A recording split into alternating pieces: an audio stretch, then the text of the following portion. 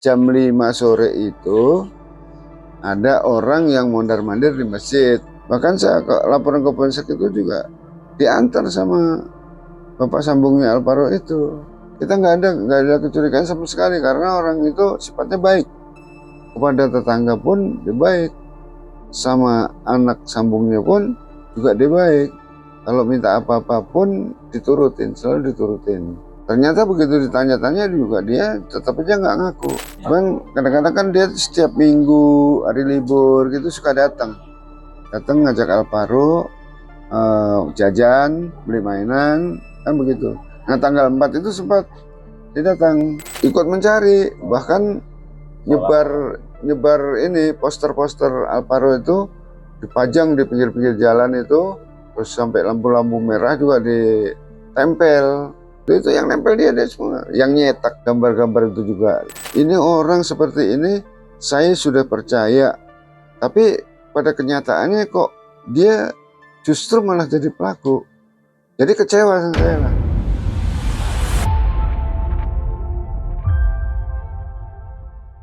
8 bulan pencarian Alvaro Kiano Nugroho, bocah berusia 6 tahun yang hilang di Pesanggerahan, Jakarta Selatan, telah berakhir. Alvaro dinyatakan hilang sejak 6 Maret 2025 dan baru ditemukan pada Jumat 21 November 2025. Dalam kasus ini, Alvaro ternyata dibunuh oleh ayah tirinya sendiri yang bernama Alex Iskandar. Alex membunuh Alvaro dengan cara dibekap, lalu jasadnya dibuang ke Jembatan Cilalai, Tenjo, Kabupaten Bogor. Kakek Alvaro, Tugimin, mengungkap skenario jahat pelaku yang mengelabui pihak keluarga dan polisi selama berbulan-bulan. Kronologisnya sebetulnya tanggal 6 Maret 2025 itu dalam sehari itu hari Kamis itu tanggal 6 Maret itu ada di rumah tiduran aja di sofa ya. Dari pagi terus jam 12 itu neneknya itu telepon minta dijemput dari rumah sakit RSUD Pesanggerahan itu karena paginya kontrol karena penyakit diabetes ya, kontrol penyakit diabetes.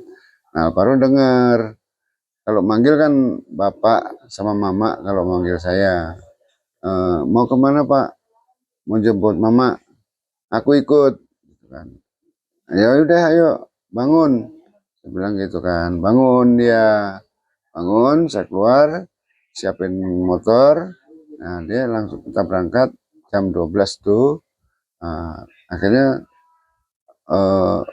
jemput itu, ikut jemput itu sama neneknya. Nah setelah sampai sana pulang itu perjalanan juga paling setengah jam pulang pergi jemput neneknya itu di rumah sakit itu. Nah sudah itu pulang tiduran lagi di sofa. Nah di sofa. Nah sudah itu terus jam 2 itu saya mau sholat, tapi sebelum saya sholat dia minta dibikinin susu, Pak bikinin susu aku dong gitu. Nah kan puasa dek, anak kecil mah puasa setengah hari boleh Pak gitu jawabnya. Nah saya buatin susu, kan dia masih ngedot bukannya gelas, nggak mau pakai gelas, saya masih tetap ngedot. Saya buatin satu botol, setelah saya buatin satu botol dia minum, dia tiduran lagi sambil pegang HP saya dipegang sama Alvaro. Nah sudah itu saya sholat luhur itu kok saya sholat itu selesainya kapan, ininya kapan saya nggak tahu. Tahu-tahu saya itu ketiduran, ini saya sholat di sini, tahu-tahu ketiduran di sajadah saya. Nah Alvaro keluar itu kita juga nggak tahu dan juga nggak pamit. Namun sebelum dia keluar itu ada yang manggil temennya, Alvaro main yuk gitu. Nah neneknya dari kamar sini nyautin, Alvaro nggak main, lagi tidur gitu kan. Terus Alvaro tuh di sofa di pojok situ bilang, aku nggak main, aku nggak tidur sih mak, aku mau main. Langsung keluar buka pintu tutup, dia ngejar temennya. Nah entah kekejar atau tidak kita juga tidak tahu karena waktu itu kan nggak pamit dengan saya ketiduran sampai jam ada setengah 5 baru bangun saya. baru bangun, saya sholat asar. Setelah sholat asar kita sampai ya duduk-duduk lah nungguin buka puasa gitu kan. Nah biasanya kalau Alvaro itu mau kemana-mana tuh pamit biasanya. "Pak, aku mau sholat kok, kebetulan waktu itu nggak pamit karena saya tidur kali kepulesan di sini gitu. Terus kayak gitu biasanya juga setelah itu maghrib, sehabis maghrib dia pulang. Tapi kok ini nggak pulang gitu. Ini bocah kemana nih nggak pulang habis maghrib, saya bilang. Tapi saya nggak ada kecurigaan apapun, nggak ada kecurigaan.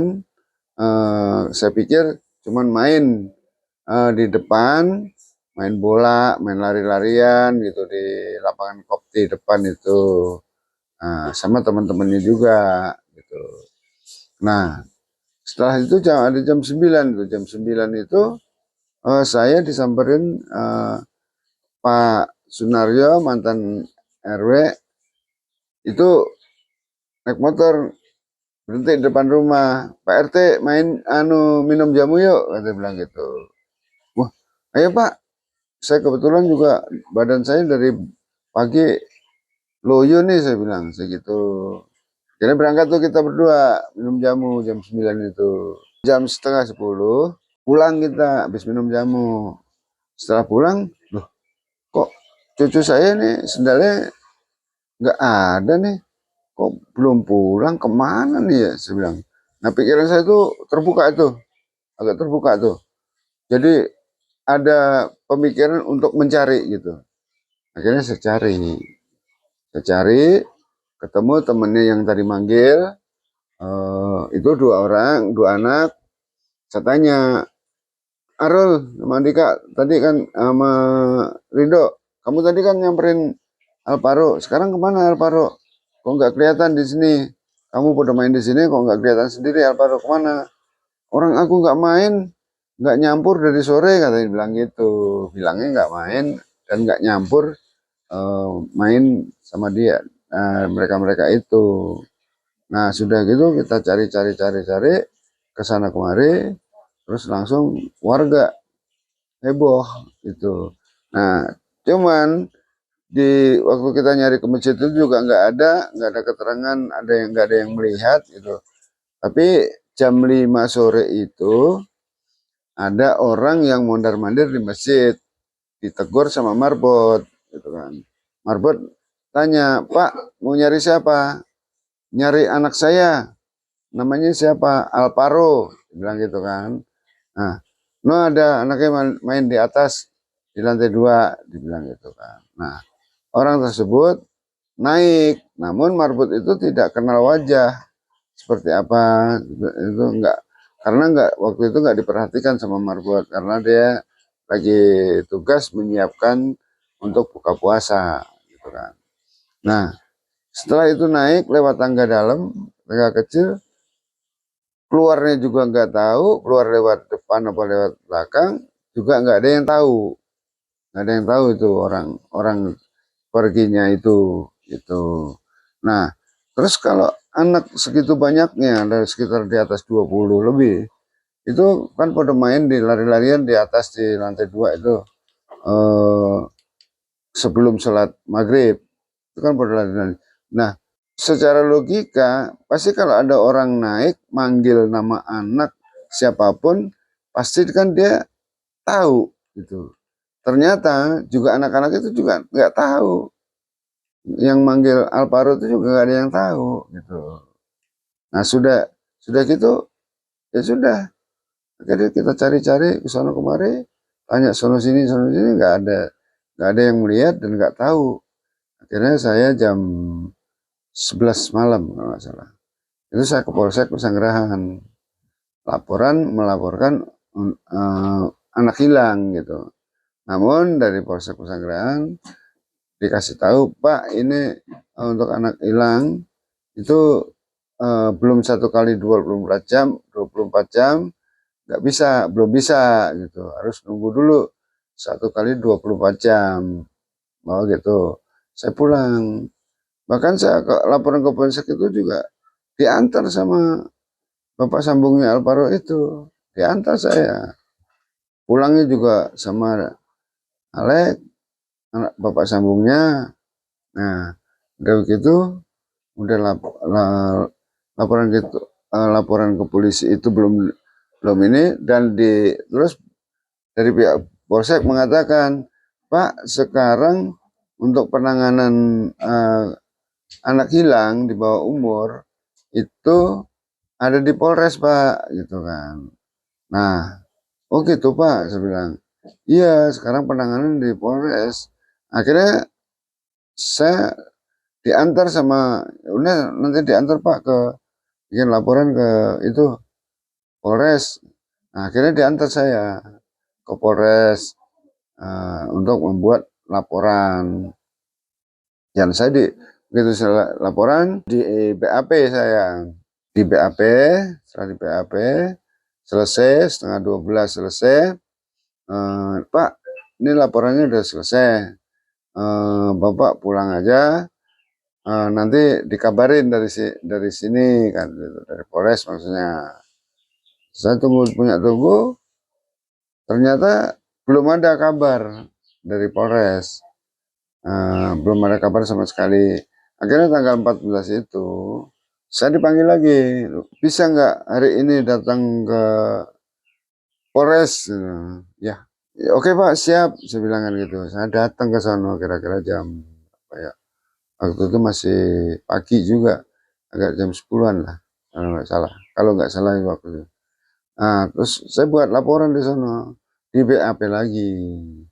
Artinya kita ditanya-tanya, seperti yang semula, yang sudah-sudah, kan gitu kan. Hanya ada tambahan-tambahan yang istilahnya menambah kekurangan-kekurangan yang diperlukan oleh penyidik gitu kan.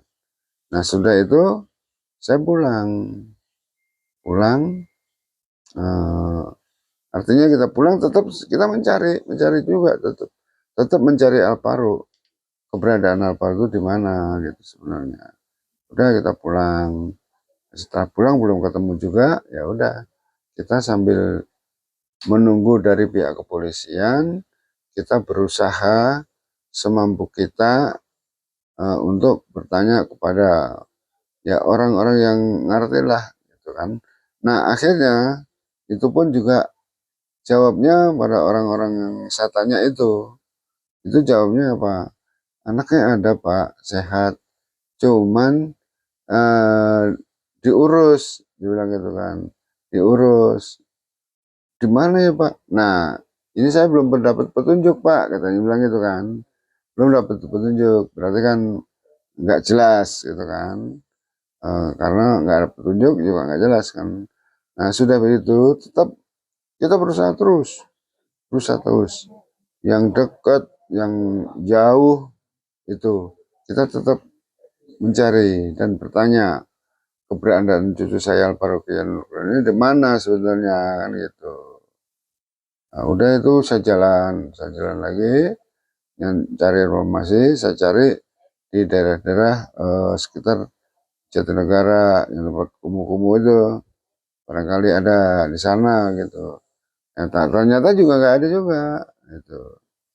Nah, sudah itu saya sudah buat laporan yang tanggal 14 itu saya didatengin dari kepolisian lagi di sini untuk mengecek lokasi tempat kejadian.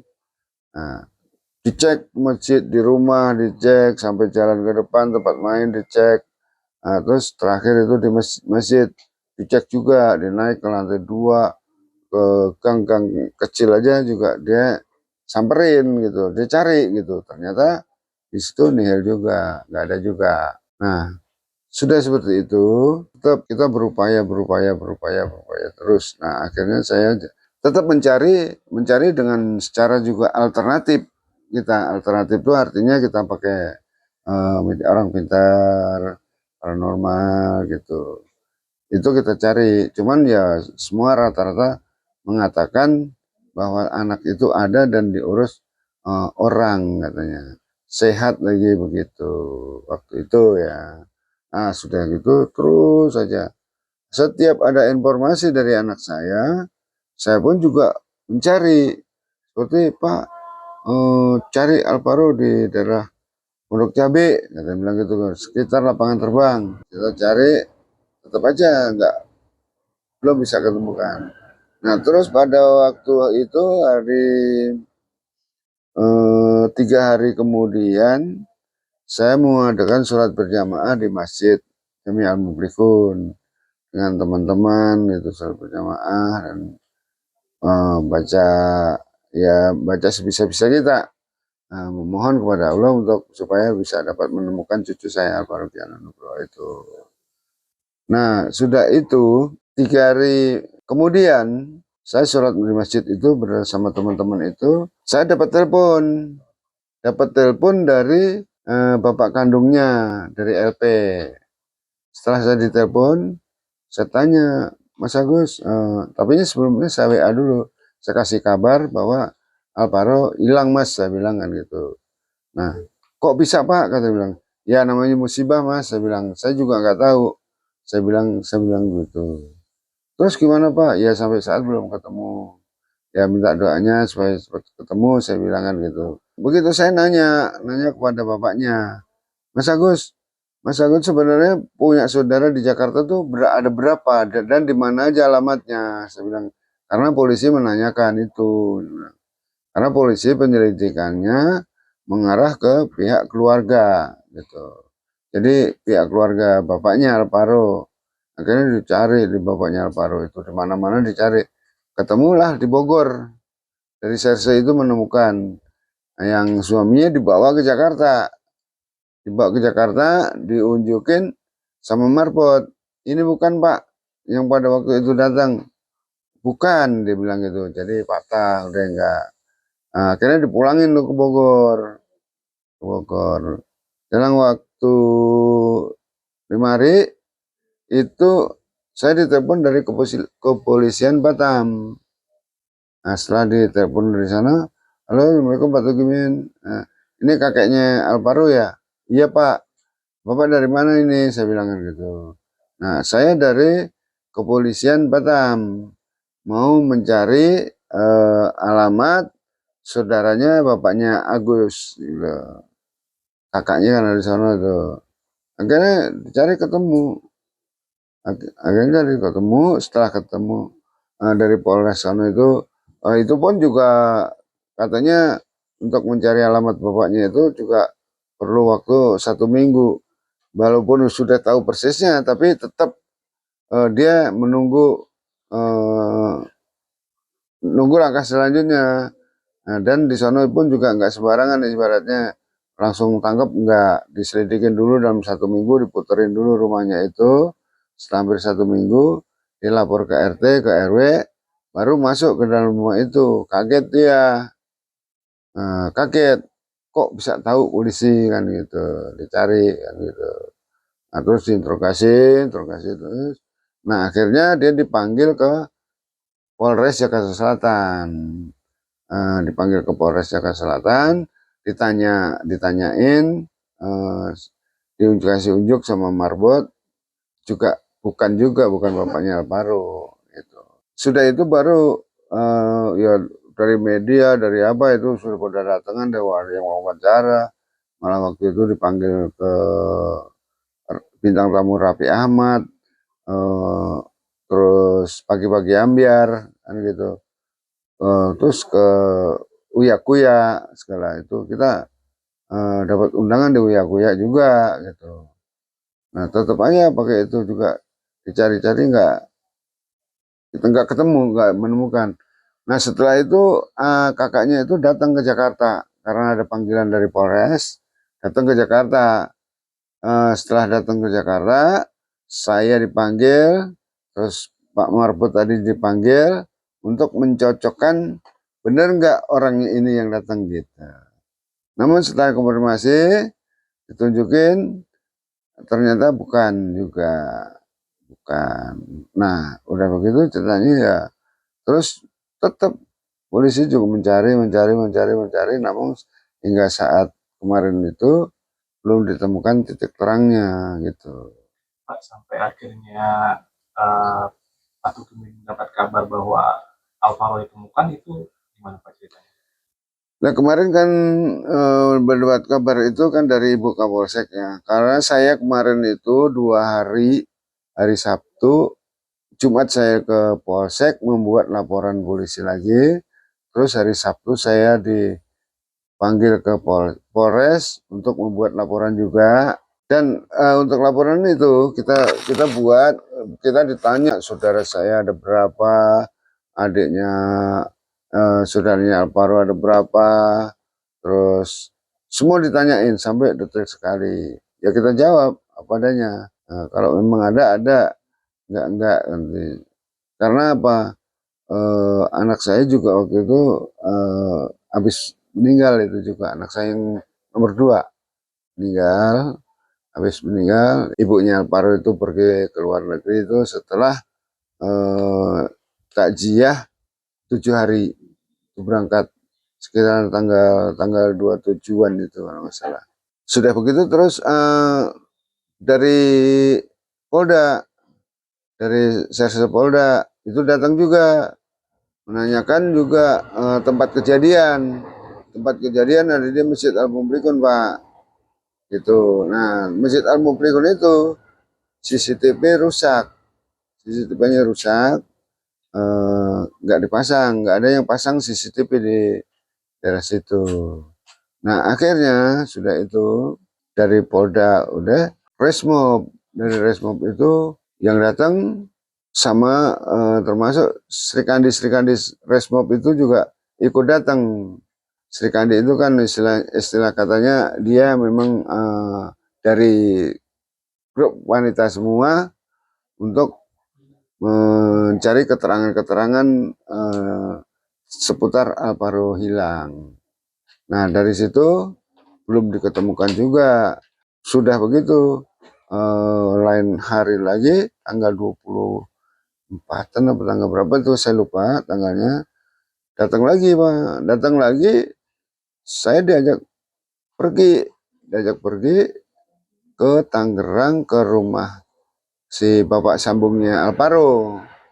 Nah, di sana ke Tangerang di Sepatan itu di Kelurahan Priok, Kecamatan Priok itu dicari itu nggak ketemu juga, nggak ada juga. Namun waktu itu digeledah sampai 3 jam, 3 jam di rumahnya itu, di dalam rumah.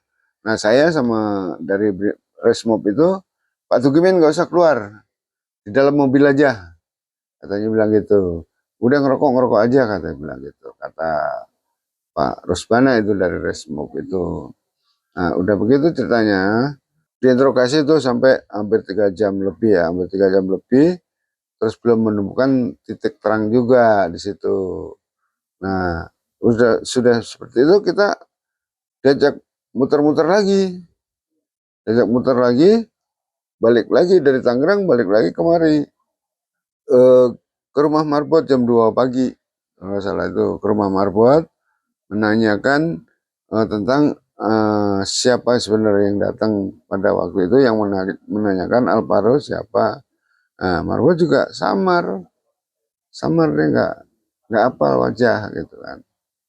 Udah setelah itu baru artinya tuh gini apa waktu itu terus gimana. Nah terus tetap aja kita selalu mencari walaupun dengan saya nih dengan paranormal. Ada kabar nih dari IG anak saya Arum. Pak sekarang udah mengarah ke Bogor, tolong dicari. Ya saya telepon sama bude saya di Depok. Pade saya di Depok saya suruh nyari ini arahnya lagi ke arah ke Bogor Mas saya bilang gitu kan lah dia langsung nyegat di stasiun Depok, stasiun Citayam itu dia dicegat dia cari ternyata nggak ada juga. Kalau ayah sambungnya itu nggak ada kecurigaan, kita nggak ada kecurigaan sama sekali karena orang itu sifatnya baik kepada tetangga pun dia baik, sama anak sambungnya pun juga dia baik. Kalau minta apa-apa pun diturutin, selalu diturutin. Dibelikan gitulah istilahnya. Itu yang kita nggak habis pikir sampai ada kejadian seperti ini kok malah kebetulan dia sendiri yang melakukan. Itulah Kalau dengar dari polisi, habis jadi BAP ayah korbannya itu gimana sampai bisa informannya? kalau polisi kan dia ada keterangan sedikit pun tetap dia digali terus kan, ya akhirnya mengarah ke sana untuk mencari, menanyakan yang sebenarnya dia terlibat atau tidak gitu kan. Ternyata begitu ditanya-tanya juga dia tetap aja nggak ngaku. Sampai kita diajak muter-muter lagi, sampai diajak tidur di hotel Kemang itu jam 5 pagi. Semua diinepin di situ, 3 mobil. 3 mobil nginep di sana semua sama yang bawa motor 2 orang, itu nginep di Hotel Kemang. Nah, kira-kira jam 11 itu kita baru berangkat lagi pulang ke sini. Maksudnya pulang ke sini karena nyari belum dapat informasi yang akurat. Nah, tetap itu digali terus informasi-informasi itu. Akhirnya ya, terus kita pulang ke rumah, ternyata pulang di rumah sini udah penuh lagi dari Resmo Polda, tapi yang bagian Sri Kandinya gitu kan. Akhirnya si ayah sambungnya itu mengakui sendiri perbuatannya atau polisi menemukan bukti? Polisi menemukan bukti, artinya setelah informasi semua disatukan, begitu disatukan langsung dia dari polsek itu mengerucut bahwa ayah sambungnya itu pelaku. Akhirnya waktu itu dari polsek datang kemari malam habis isya itu, datang kemari minta informasi, minta alamatnya ayah sambungnya, terus akhirnya berangkat ke Tangerang, ke polsek Tangerang itu. Setelah berangkat ke Tangerang itu langsung itu ditangkap. Nah, ditangkap terus rumahnya di garis polisi, langsung di garis polisi setelah ditangkap itu. Pak, setelah Bapak mendengar kalau tersangkanya itu Bapak sambung, Bapak sebagai kakeknya itu perasaan gimana? Ya perasaan saya gimana ya, saya juga terus akhirnya ini orang seperti ini saya sudah percaya, tapi pada kenyataannya kok dia justru malah jadi pelaku. Jadi kecewa saya lah. Saya kecewa berat. Keluarga pun juga kecewa berat. Bahkan anak-anak sini pun juga semuanya pada kecewa berat karena dia yang melakukan sendiri gitu loh. Memang hubungannya dengan ibu kandungnya itu ayah sambungnya saat ini seperti apa sih Pak? Ayah sambungnya itu ya hubungannya itu kalau namanya rumah tangga ya. Rumah tangga itu ya kadang ada baik, ada yang buruk. Cuman permasalahan-permasalahan itu kan yang tahu mereka-mereka. Kalau saya kan nggak tahu permasalahannya apa. Tahu-taunya ada laporan bahwa suaminya itu nelpon, nah, nelpon nggak diangkat-angkat gitu kan. Nggak diangkat, nelpon lagi, terus saja kalau belum diangkat nggak nelpon. Akhirnya nomornya diblok sama anak saya, si Arum itu. Nah itu dari awalnya dari situ juga itu. Nah, intinya intinya itu mengarahnya ke cemburuan lah gitu. Tapi Suami masih itu hubungan suami istri atau gimana? masih sekarang masih hubungan suami istri, belum cerai, masih ada akte nikahnya, belum bisa itu. Kalau informasi yang Pak Tudin terima itu Alvaro itu diculik dan ditelantarkan di suatu tempat atau memang ada tindakan kekerasan Pak yang dilakukan ayah sambung? Nah itu kita belum tahu ya, yang tahu yang interogasi itu kan kepolisian. Itu pun saya belum dapat kabar dalam membawa Alvaro itu seperti apa. Alvaro itu sebetulnya orangnya agak susah kalau sama nggak kenal. Tapi karena dia kenal, barangkali ya, ini kenal, terus dibujuk, mau diajak, mau dibeliin mainan gitu, baru mau dia. Kalau sama orang yang nggak kenal nggak bakalan mau. Dikasih duit pun juga nggak bakalan mau.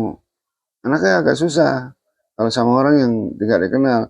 berhubung ini kenal dan setiap hari memang juga dia tuh kalau sama ayah sambungnya itu seperti ya seperti gimana ya, dimanja juga gitu, minta apapun dibelikan gitu itu. Udah dengar dari polisi belum sih Pak? Maksudnya Alvaro ini meninggalnya kapan dan seperti apa? Nah ini kita belum belum tahu ya, nanti yang akan menjelaskan dari pihak kepolisian kalau masalah penemuan dari penemuan apa tersangka dan seperti apa yang dilakukan, bagaimana kejadiannya, kapan, hari apa, tanggal berapa, kita nanti akan kepolisian akan mengungkap semua. Temuannya sendiri berarti Pak Tugipin tahunya itu dari polisi udah jadi kerangka mafia. Betul. Itu ditemukannya di mana sih Pak? Di kali Cilalai apa? Cilalai Tenjo, Bogor. Itu diketemukannya di sana. Nah, berarti itu yang akan tahu dan mengungkap itu adalah polisi, nanti yang akan memberikan keterangan itu kenapa sampai di sana ketemunya. Nah, begitu. Pak, berarti hubungan ayah sama Alvaro ini selama ini berarti baik-baik aja Pak? Ya, selama ini baik-baik aja. Ya cuman kadang-kadang ada marah, tapi nyambung lagi, marah nyambung lagi, itu biasa seperti itu. Seperti itu. Pak Tugipin udah tahu kabar terbaru tentang kondisi ayah sambung atau pelaku sendiri belum sih Pak saat ini Pak? Ya setelah kondisi ayah sambungnya itu yang sudah ditangkap oleh pihak Polsek, saya selanjutnya belum mengetahui, nanti akan disampaikan ke polisi juga nanti, yang menyampaikan dari kepolisian. Terkait motif belum tahu ya Pak. Ya motifnya itu apa juga kita belum tahu. Pasca ditangkap itu sempat ada komunikasi nggak juga sama mungkin keluarga dari ayah sambungnya atau gimana? Ya selama ini belum ada udah nggak ada komunikasi ya. Cuman kadang-kadang kan dia setiap minggu hari libur gitu suka datang ngajak Alvaro jajan, beli mainan, kan begitu. Nah tanggal 4 itu sempat dia datang belikan mainan Alvaro tanggal 4-nya. Nah, terus tanggal 5-nya kan sini banjir, masuk rumah ini 20 cm air itu. Nah tanggal 5 banjir sampai tanggal 6 pagi kering tuh, surut, udah kering, langsung bersih-bersih semua, jalan bersih. Nah tanggal 6 sorenya Alvaro-nya yang nggak ada itu. Berarti yang ayah sambungnya ini orang yang mengantarkan Pak Tugipin waktu bikin laporan di Polsek ya Pak ya? Betul. Sama di Polres juga Pak? Kalau di Polres enggak, cuman di Polsek aja. Saat mengantarkan itu benar-benar nggak ada gerak-gerik. Nggak ada gerak-gerik mencurigakan, enggak. Tampak normal aja. Normal aja dan baik aja gitu. Malah justru dia yang, ayo Pak saya antar, kan gitu. Dia orang pertama yang meminta Pak Tugipin untuk bikin laporan tuh gimana? Enggak, saya yang buat laporan saya sendiri. Waktu itu ke Polres itu melaporkan kehilangan cucu saya. Setelah Terus itu ayah sambungnya ikut mencari juga sih Pak? Ikut mencari, bahkan nyebar ini poster-poster Alvaro itu dipajang di pinggir-pinggir jalan itu, terus sampai lampu-lampu merah juga ditempel untuk anak hilang, siapapun yang menemukan atau melihat anak ini dimanapun berada, tolong segera hubungin pihak keluarga maupun polisi. Gitu, itu yang nempel dia semua, yang nyetak gambar-gambar itu juga itu mantu saya, seperti itu. Pak, satu lagi Pak, infonya si pelaku ini ada kabar mengakhiri hidupnya sendiri nih, di sel tahanan. Itu aku udah dengar belum sih Pak? Saya mendengar tapi nggak begitu nggak begitu paham gitu maksudnya gitu. Jadi hanya sepintas-sepintas. Karena selama ini pihak kepolisian juga nggak mau istilahnya membuka ini dianggapnya nanti kalau dibeberkan ke saya, nanti saya beberkan lagi ke ini. Makanya dia nggak, dari pihak kepolisian nggak mau. Udah nanti dari kepolisian aja yang akan menyampaikan gitu. Download Tribun X sekarang, menghadirkan lokal menjadi Indonesia.